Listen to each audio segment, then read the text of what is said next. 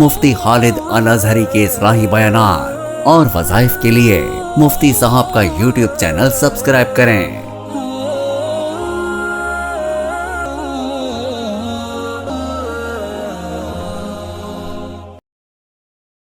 نحمده ونصلي ونسلم على رسوله الكريم اما بعد فاعوذ باللہ من الشیطان الرجیم بسم اللہ الرحمن الرحیم۔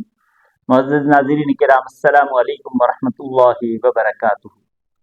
رمضان المبارک کے بابرکت مہینے میں 3 کام ضرور کرنے چاہیے۔ وہ 3 کام کیا ہیں؟ سب سے پہلی چیز یہ کہ 2 اوقات قبولیت کے ہیں، ان قبولیت کے اوقات میں دعا کرنا یہ بہت زیادہ ضروری عمل ہے۔ یہ ایسے اوقات ہیں کہ ان میں اگر دعا کی جائے تو اللہ تبارک و تعالیٰ اس دعا کو رد نہیں کرتے۔ پہلا وقت جو دعا کا ہے وہ سحر کا وقت ہے۔ سحری کے وقت دعا کرنا یہ قبولیت کا وقت ہے۔ اللہ تبارک و تعالیٰ توفیق دے، چند نوافل پڑھ کے کم از کم 4 زیادہ سے زیادہ 12 یہ تہجد کے نوافل ہوں گے۔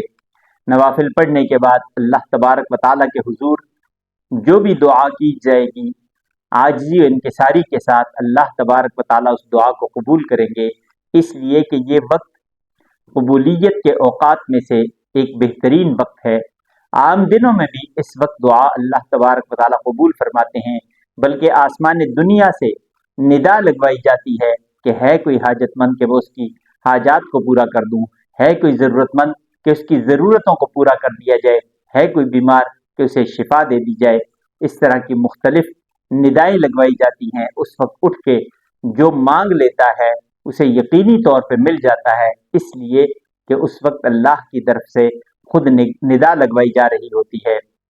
دوسرا وقت رمضان مبارک کے حوالے سے افطار کا وقت ہے کہ افطار سے پہلے جو دعا کی جاتی ہے اللہ تبارک و تعالیٰ قبول فرماتے ہیں، اس لیے کہ روزہ اللہ تبارک و تعالیٰ کے لیے رکھا ہوتا ہے تو اللہ تبارک و تعالیٰ اس وقت اپنے بندے کو دعا کی قبولیت کی صورت میں انعام دیتے ہیں۔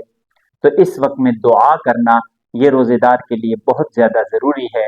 رمضان کے جو لازمی 3 کام ہیں ان کاموں میں سے ایک کام 2 وقت سحر و افطار کے وقت یہ دعا کرنا ہے، اور جو بھی دعا کی جائے گی وہ اللہ تبارک و تعالیٰ قبول فرمائیں گے۔ دوسرا کام رمضان المبارک میں جو کرنا ہے وہ ہے صدقہ کرنا۔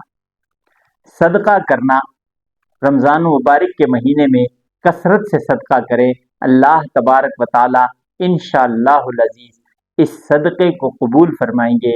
اور اللہ تبارک و تعالیٰ جیسا کہ اللہ کے حبیب صلی اللہ علیہ وسلم کا ارشاد مبارک ہے کہ اللہ تبارک و تعالیٰ رمضان المبارک میں نفلی عمل کا فرض کے برابر اور فرض کا 70 سے 700 گنا تک اجر دیتے ہیں، تو اللہ تبارک و تعالیٰ اس صدقے کا اجر بھی بہت ہی زیادہ بڑھا چڑھا کے دیں گے۔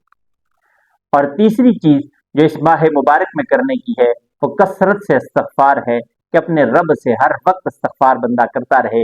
یہ 3 کام وہ ہیں کہ جب بندہ کثرت سے کرے گا تو اللہ تبارک و تعالیٰ اسے قبول فرمائیں گے، اور اللہ تبارک و تعالیٰ کا قرب بھی ملے گا، دعاؤں کی قبولیت بھی ملے گی، اور رمضان کا بابرکت مہینہ انسان کے لیے مغفرت کا مہینہ بن جائے گا۔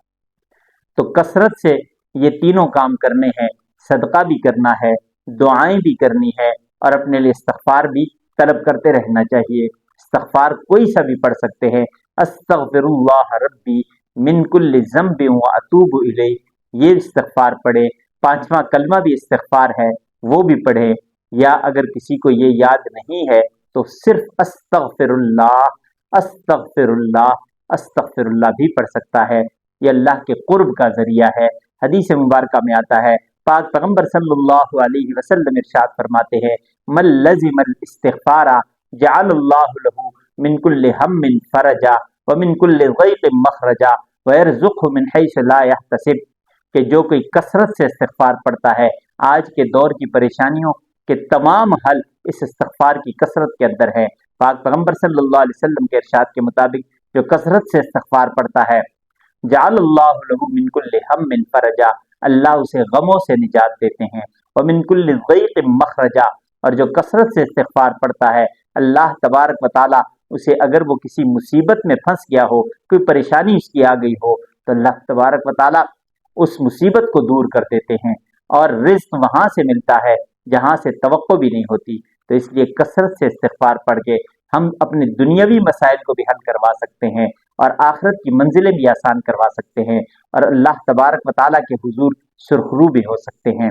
دعا ہے اللہ تبارک و تعالیٰ سے کہ اللہ تبارک و تعالیٰ اس ماہ مبارک کو ہمارے لیے بخشش کا مہینہ بنائے۔ اللہ تبارک و تعالیٰ جس طرح رحمتوں اور مغفرت کا یہ مہینہ ہے، اللہ تبارک و تعالیٰ ہمارے لیے درجات کی بلندی کا ذریعہ بنائے اور اپنے قرب کا باعث بنائے، نبی پاک صلی اللہ علیہ وسلم کی شفاعت اور زیارت کا ذریعہ بنائے۔